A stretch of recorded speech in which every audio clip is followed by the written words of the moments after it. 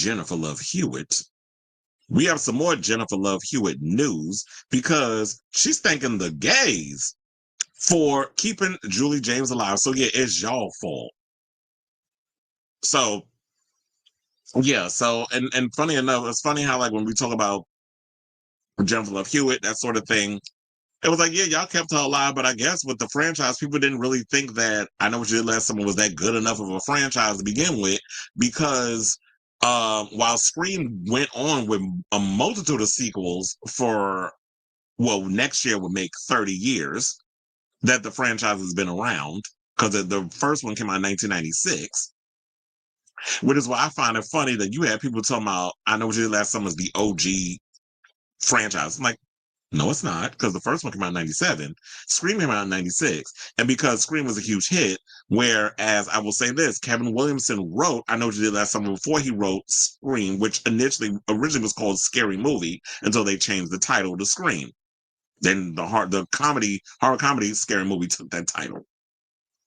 So when with them doing all of that, because of the success of Scream as well, I Know What You Did Last Summer got greenlit, and then it started this avalanche of slasher film revival in the 90s into the 2000s. The Urban Legends and all those other films, which I love Urban Legend, and I'm really glad that we heard the tea that they are rebooting that franchise, which I think was relatively cool. I just hope that the execution will be way better than what we got from I Know What You Did Last Summer. But nevertheless, let's get into the story regarding Jennifer Love Hewitt. So it is going to contain spoilers, which I don't know why I'm telling you this, because I already spoiled the damn movie in the previous topic. But I guess when I cut this up, just be aware there's spoilers. So basically, the film is about when five friends inadvertently cause a deadly car accident. They cover up their tracks and make a pact to keep it a secret, whatever it takes to avoid facing consequences. What I also forgot to mention, because of the whole thing with the killer and all the other stuff, the motivation as to why Stevie did what she did, is because the person who went off the cliff in that accident was someone who was a friend of hers that was driving down there to get her on the straight and narrow because they thought she would relapse. There was a period when her father lost all her money and she couldn't go away to college and all this other stuff. She had to sit back and basically take care of herself, hence why she worked at Ray's Bar and that sort of thing to make ends meet and survive in this gentrified town of Southport. She had met somebody that was at this the church that she went to get like salvation, whatever the case was, to get her life and orders together. So there was a guy there that was trying to keep her on the straight and narrow. He was driving down to the Dead Man's Curve where they were to meet up with her, which I don't understand. Like, did y'all not have cell phones? It's 2025. He could have called her up and tried to hit her up, be like, I'm coming to get you, to look for you, and like hang out and to make sure that you stay on the straight and narrow, because that was something like she had fought so hard to get her life back together. You don't want to get dragged in with these people and mess up your situation again. So she went, and once they found out who the person was that went over the cliff, and the friends went and tried to cover the whole thing up and move on with their lives, and Teddy's father basically tried to cover up the whole thing to make the guy look like a damn drug addict and all this other stuff, that's something that snapped within Stevie to go and hack up her damn friends with the help of Ray. So and as I stated before, like Ray being the killer, I'm glad they took the big swing. I just felt like there should have been more development with the script to even justify us getting to that rushed third act.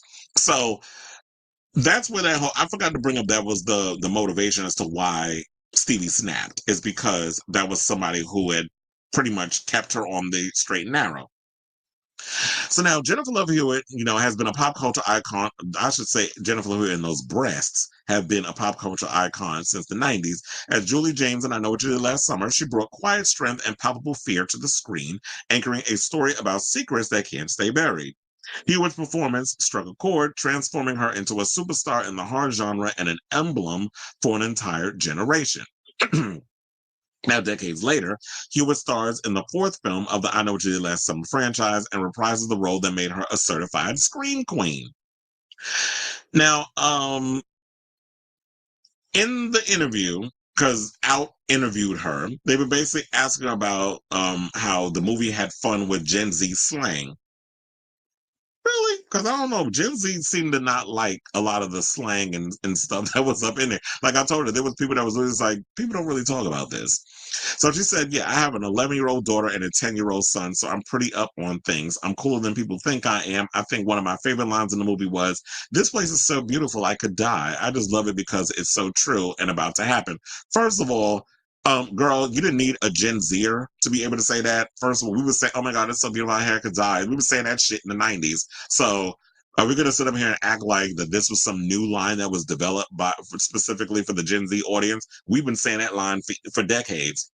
And so here's what she said in regards to the Leviticua fans who have supported her through the years. She said, oh my gosh, first of all, my deepest gratitude for keeping Julie James alive while thriving and celebrated. I feel so celebrated and I cannot thank you enough. I would want to share, especially in this climate we're in, that you're loved, you are celebrated, not for who people want you to be, but for who you are. I'm here and I'm always celebrating you the way that you celebrate me. I hope you feel my love. So this is what she was saying about the gay fans who were supporting her. And then they asked her also, what does it mean for you personally to be embraced as a scream queen queer icon? How do you feel about your connection with Leviticua plus audiences? And he said, it's the greatest compliment in the entire world. I love to see people celebrating that Julie James is coming back. They are the loudest and greatest fans ever. I just really appreciate it. Well, here's the thing with that. I love me some Jennifer Love Hewitt. I've always loved her since Party of Five. And Can't Hardly Wait. I love her in that movie. Like, I've always been a Julie James. Well, I'll say I've always been a Jennifer Love Hewitt fan. However, as far as Scream Queens go, she was never that girl for me as like that iconic chick. Everybody knows, and it's no shade to her, but Helen Shivers was the one that she was the more fleshed out character. There was another thing I forgot to add to my review of. I knew more was going to come as I continue to talk about this. Where were the chase sequences? I wanted more chase sequences. Like when we watched I Know What You Did Last Summer, we loved those movies for the chase sequences. There was a lot of them, and I still Know What You Did Last Summer, which was like cheesy. The script was rushed, and there was a lot of bad dialogue in that too. But I had a good fun time with I Still Know What You Did Last Summer. And I Know What You Did Last Summer, we all know that iconic chase sequence with Helen Shivers' character. That was one of the best scenes in that whole damn movie.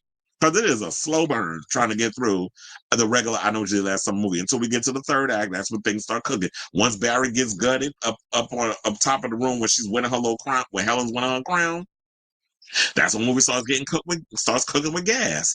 So I wanted more chase sequences in the film. I don't feel like we got enough of that.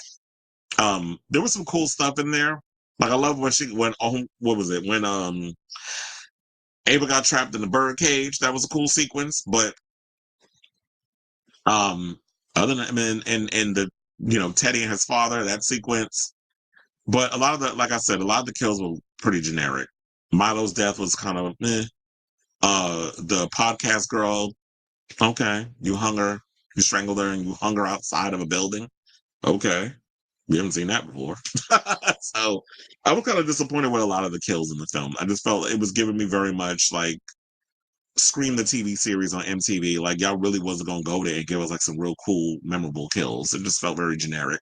So maybe but then again, I know some of the franchises always kind of been generic in the way they deliver what they deliver. So in regards to Scream Queens, I love Jennifer Love Hewitt, but not as a Scream Queen. Like, first of all, you haven't been in enough horror movies to even warrant that title. Like, when you look at Scream Queen, we think of Jamie Lee Curtis. Like, Jamie Lee Curtis didn't just do Halloween. She did Prom Night. She did The Fog. She did so many other horror movies. Yeah, she jumped in and did other genres, but for the most part, she was jumping around in a lot of different horror films. When you look at Neve Campbell has been in other horror films, of course, The Craft and things of that nature. But when she did Scream, she's been in every Scream movie except Scream 6.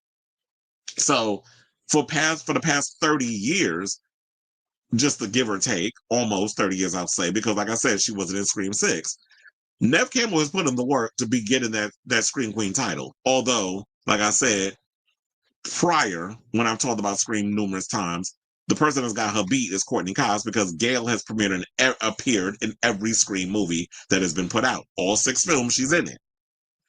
And I'm sure, of course, Scream 7 when that comes out. But we already heard Scream 8 is going to start shooting in, I believe, March of 2026. and we're supposed to be getting the new one in February. When I wish they would move that up, but whatever. However y'all decide to do it, that's on y'all.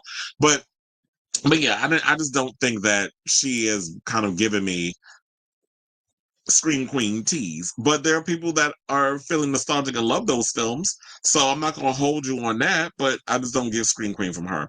Now, to wrap this story up, I do want to get into this story regarding what she was saying about her relationship with Sarah Michelle Gellar, because the other day Sarah Michelle Gellar went on and said that, she was debunking reports that her and Jennifer Love Hewitt don't get along because they didn't take pictures with each other on the red carpet. And she was sitting there like, okay, there was a lot going on. I went back inside. I didn't get to take pictures with people, although you've seen a picture with her and Seth Green on the red carpet. She took a picture with her husband on the red carpet. And then there was the cast photo where you had Jennifer Love Hewitt, on one end, Freddie Prinze Jr. on the other end, and you had the full cast in between. Sarah wasn't there because I feel like if she would have taken the picture, then that would have been the giveaway that she has a cameo in the film. So they didn't want to do that. But so while everybody done put that to bed, Jennifer Love Hewitt seemed like is igniting those rumors because she said that, and this is what she said in Vulture. She said, I honestly don't even know what that was or how it all came to be.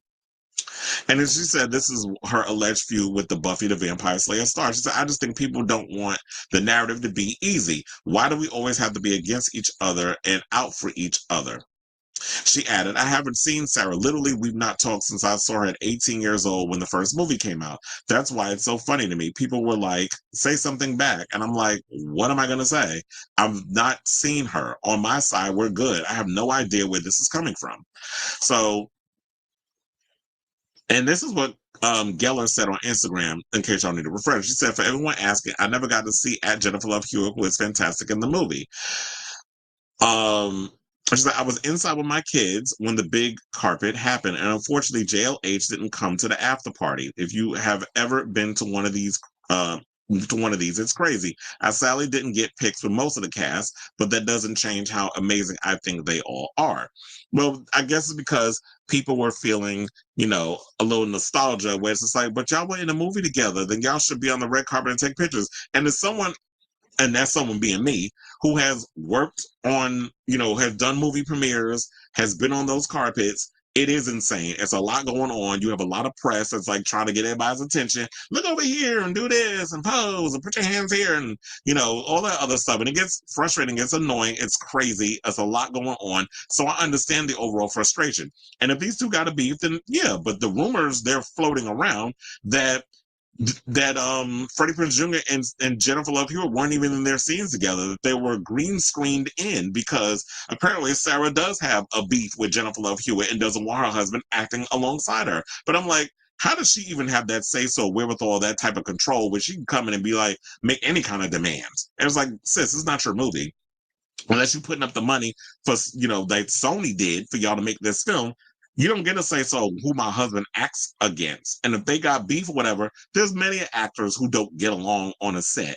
But, excuse me, when it comes down to it, if the role requires y'all to have to come up here and do what needs to be done in regards to the acting, then y'all just need to suck it up, buttercup, come up in here and do this part, and let's get what we need to get going. So I can check the gate and y'all can move on and do y'all thing. So that's the latest on that. So let me know what you guys think of this story. Do you believe that Jennifer Love Hewitt is not only a queer icon because her being a screen queen, or that she's a queer icon in general because of all the plethora of work she's done?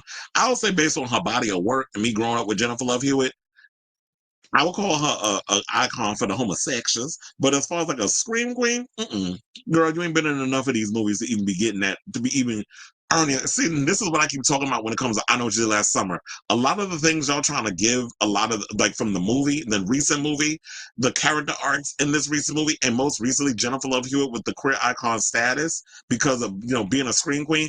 A lot of that is not earned. You have to work up to that. You don't just give out a title. And I feel like we're in a time now where y'all just love giving out titles to people for everything and any damn thing without earning them damn titles. So I definitely want to hear from y'all regarding this story. So let me know what your thoughts are in the comments down below.